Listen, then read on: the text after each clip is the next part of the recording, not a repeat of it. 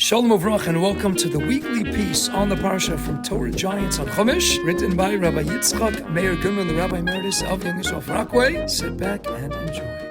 Welcome to Torah Giants on Chumash. I'm Steve Geller. One of the greatest challenges to living a Torah life is understanding how we can bring all of it completely into our daily lives.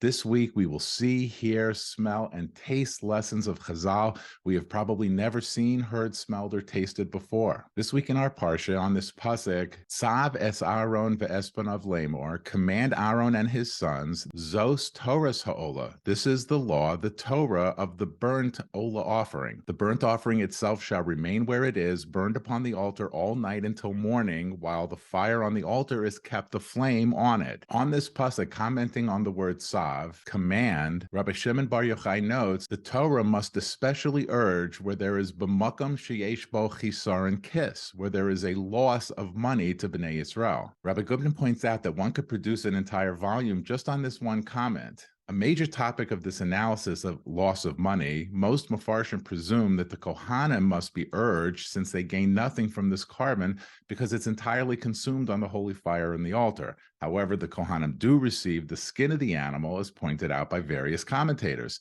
So where is the loss of money Rav Shimon Bar Yochai is talking about? Rav Yaakov Kamenetsky offers a totally different approach. We know that Aaron was the great lover of all Jews, as mentioned in dozens of Mefarshim. It's also clear that the most common of all korbanos is the Olah. The two daily sacrifices plus many other Olah sacrifices on holidays required a great expenditure of money which was raised from the Jewish people every year before the month of Nisan. According to Rav Kamenetsky, it was this great expenditure for animals which were totally consumed by fire. There was no meat left for anyone to eat, and this pained Aaron because of Bnei Yisrael's loss of Jewish money. Nevertheless, Hashem had to urge, Tzav, he had to command Aaron to be diligent with this mystic carbon, the reasons for which we will fully understand only when Mashiach comes. Rav Shlomo Kluger states, a well-known midrash derives from this phrase, Zos Torah's ha'olah. This is the law, the Torah of the burnt offering. That studying the laws of this carbon is equivalent to actually bringing it in the temple. This pronouncement gave Jews tremendous consolation since the time of the temple's destruction. Later in our parsha, the pasuk points out that the Eish Tamid was a perpetual fire that kept burning on the altar, lo sichben, it should never be put out. The Zohar and other Kabbalistic works speak of three holy parts of a human being representing three levels: the nefesh, the life force, the ruach, the spirit, and the neshama, our soul. These three spiritual aspects are reflected in the three human abilities of action, nefesh, speech, ruach, and thought, neshama. The goal of man is to be holy in action, speech, and thought in order to keep pure all the spiritual elements of his being. Keeping in mind that the soul is compared to the light of a candle in Mishlei 20:27, we may understand why our verse is recommended to drive away evil thoughts. The verse should be interpreted as follows: the flame of the neshama should always be lit on the altar of man himself, who must worship his God with fiery enthusiasm and never let it become extinguished, for that would drive the flame, the neshama, from his body. We've seen two beautiful aspects of the nature of the Tzav commandment to bring the Olah offering: the aspect of the Torah sensitivity to b'makam sheyesh bo Chi'saron Kis, the concept as it relates to Bnei Yisrael's loss of money, and the Zohar's explanation of how the fire on the altar represents our very soul and our thoughts. However, Chazal teach us a very deep, absolutely incredible alternative meaning to b'makam sheyesh bo Chi'saron Kis, and the holy wisdom of Chazal is best explained by our very own representative of Chazal and a Torah giant himself, the Gaon HaRav Eytan Feiner. Along comes our Heilige Geschmack Rashi, and he quotes a Sefarim Torah's Kohanim. Rabbi Shimon tells us, "B'yoser tzorch lezores, b'malkum sheyesh bo Chi'saron Kis." We have to go out of our way to propel people, to give them that thrust, fire up those engines, give them the zeal, the alacrity, the enthusiasm when it comes to a loss of money. Not everybody wants to part with their money because we associate with, we connect with it. It's tzedakah, for karbonos.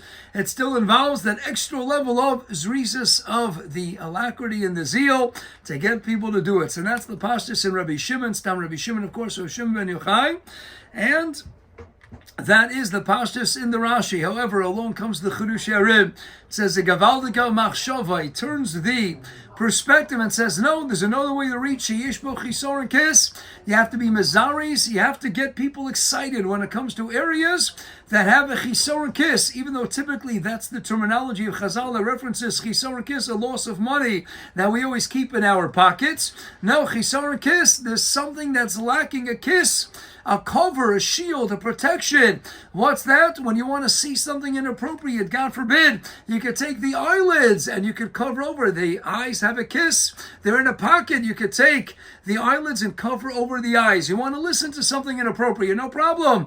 HaKadosh Baruch Hu gave us so brilliantly the lower part of the ears, the Gemara says in Ksuvas Daf Hayim and Beis, and you could seal over the eardrum and you won't hear the bad things. You want to smell something that's also that's forbidden, no problem. Close up the nostrils and you're good to go. You want to taste something forbidden, you want to eat something that's not kosher, God forbid, no problem. Seal up the mouth and you're good to go. However, if you have machshavas ros, if you have bad thoughts, impure thoughts, contrary to the Rotzon HaTorah, how are you going to shut that down? You can't shut that down. The thoughts, they wander. They just go on their own. So you have to be Mazaris, people, right? So Shimon Yochai, remember, he's the ultimate Makubal. Pnimiyas HaTorah and your Pnimiyas HaMachshavas. There's no kiss. You can't seal down your Machshavas, the impure thoughts. So what do? You have to be Mazaris, people. Why is this lesson over here? Because the Korban Olah that opens up this week's Parsha Sav, the Korban Olah, Chazal tell us, is a kapara, expiates and atones for what? For impure thoughts, for malshavas ros v'yehurim royim. That's the Korban Olah. What's Olah? Olah is completely to Hashem. If you're meshabed, you subjugate your thoughts, your emotions completely to Hashem. That's the tikkun for malshavas ros. So you have to be mezaris, people, because the malshavas, they don't have a kiss. There's no way to lock them down, and thus how givaldik that the Shloh Kodesh Rabbi Yeshaya Levi Yarowitz writes. And Maseches Psukim, he quotes the famed Mekubal, the Ramak Moshe Cordovero, who says that an elderly person, a Zoking, taught me. And the Shloh writes, I know for sure it was Eliyahu Hanavi who taught him this Segula, but because of his humility, he didn't want to say he was Eliyahu Hanavi. But the renowned Mekubal, the Ramak, says, if ever you have impure thoughts, you know how to combat them, you know how to thwart the negative, pernicious influence of the evil inclination. Say the pasuk in the beginning of this week's Parsha, and Perek Vav, pasuk Vav, 7 words, Eish Tomid, Tukad HaMazbech Lo Sichma. If you imagine the fire of the Torah, as Rabbi Steve, Gavaldik Rabbi Steve, has mentioned to me about Rabbi Goodman Mechule, that the Torah and the fire of the Torah and the Tefillah, that's how you block out the koach of the Torah. That's how you block out the Malshavas Ros. So how Gavaldik that the Skula, to get rid of the Malshavas Ros in Heroim, is in the context of the Parshas Olah, the Korban specifically, that atones for the bad thoughts. What do? Imagine the fire of the Olah. Imagine that fire, Eish Tomid, that's incessant, that never is extinguished. Eish Tomid Tukad HaMazbech Lo. Say that pasuk over and over and over again, and you'll see Rabbi say that it works to block out Malshavas Ros in Heroim. Imagine that fire. You got to be on fire. The fire of Torah. The fire of Rabbi Goodman's Torah. The Torah wisdom from Torah Giants. Be on fire. Keep watching this unbelievable Rabbi Steve Geller's Gavaldic inspirational videos. Take Rabbi Goodman's Torah and keep that fire going alive and well. I'd be a school tzedek when we could have the fires of the Mizbech from HaRav Yamenu. Having the Gaon, Rav Eytan Feiner, take the time to explain this powerful concept is just another reason you should like this video. Subscribe to the YouTube channel. Use the share button below to paste the link into your WhatsApp, text, Facebook, Instagram, or your social media of choice. Who wouldn't be forever grateful to you for bringing them Rabbi Feiner's message on Rabbi Goodman's piece from his life's work, Torah Giants on Chumash.